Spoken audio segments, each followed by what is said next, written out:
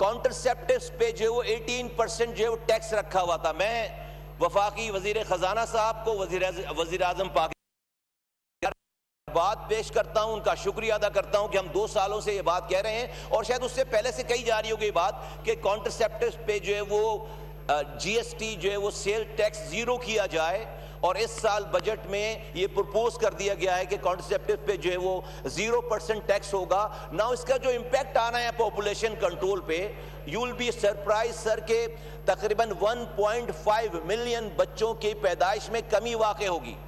یہ اگر ہم آج 6.6 اور 7 ملین ہیں ہر سال، تو یہ 1.5 اور 1.6 ملین بچوں کی یہ لو ہینگنگ فروٹ ہے.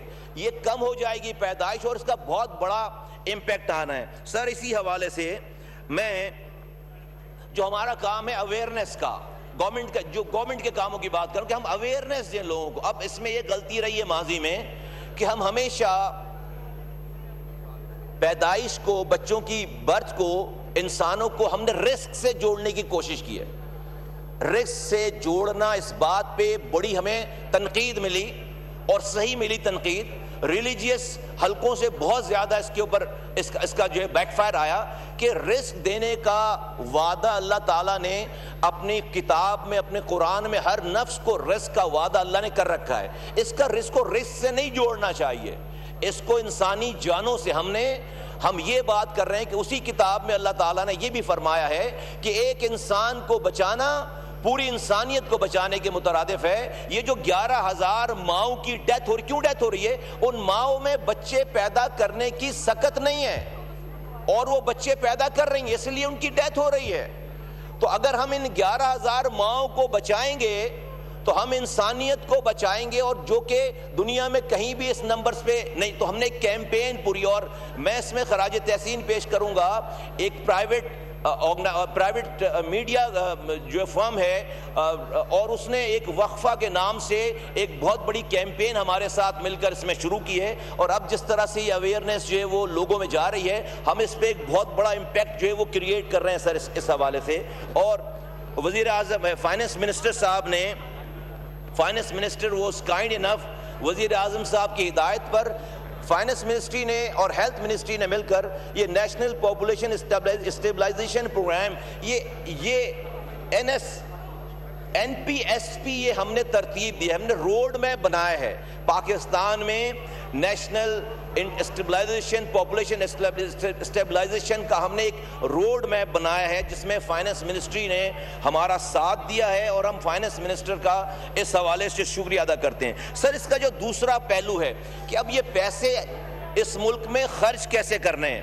میں بہت معذرت کے ساتھ، یہاں پر وزراء بھی ہیں، میرے کولیگز ہیں، یا یہ پورا نظام ہے، میں بہت معذرت کے ساتھ یہ بات کہنا چاہتا ہوں. ہمارے ملک کے آج کا جو گورننس کا نظام ہے، اس نظام میں آپ فرشتے اختیارات اور وسائل اور ان کے مسائل کا حل نہیں پہنچا سکتے. کیوں میں کہہ رہا ہوں یہ بات؟ ہم نے اس بجٹ میں جو کہ تقریباً 18,700 ارب روپے کا یہ جو بجٹ ہے، سائز ہے 18 ٹریلین 18.7 ٹریلین، اس میں سے 8,848 ارب روپے ہم صوبوں کو دے رہے ہیں ڈیویزبل پول میں. یہ 8,848 ارب روپے 4 انڈیویجولز کو دے رہے ہیں، ہم 4 انڈیویجولز کو دے رہے ہیں، جن کو ہم وزراء اعلیٰ کہتے ہیں. ان 4 انڈیویجولز کو یہ 8,848 ارب روپے ہم دے رہے ہیں. اس کے آگے کا کوئی نظام نہیں ہے. اب ان 4 انڈیویجولز پر ہے کہ وہ یہ 8,848 ارب روپے ایک جگہ دے دیں کسی کو، یا کسی کو 8 روپے بھی نہ دیں. ان کے آگے کا نظام، بٹوارے کا نظام نہیں بنا. NFC ایوارڈ میں پیسے جا رہے ہیں، صوبوں کے پاس پروونشل فائنانس کمیشن کا اجرا نہیں ہو رہا، تو اختیارات اور وسائل ٹرکل ڈاؤن نہیں ہو رہے. سر یہ سب سے بڑا فلو ہے. آج اگر ہم اس نظام میں سارے یہ پارلیمنٹ ہاؤسز ملا کر، MP MNA سینیٹر ملا کر، اگر ملک میں 1200 آفیسز ہیں، تو اگر یہ اس ملک میں ڈیوالو لوکل گورنمنٹ کا نظام ہوتا تو اس ملک میں تقریباً 1,80,000 آفیسز ہوتے. ہم 1200 آفیسز سے لوگوں کو ریچ آؤٹ نہیں کر سکتے. یہ 8,848 ارب روپے، یہ اس کا ٹرکل ڈاؤن کا کوئی میکینزم نہیں ہے.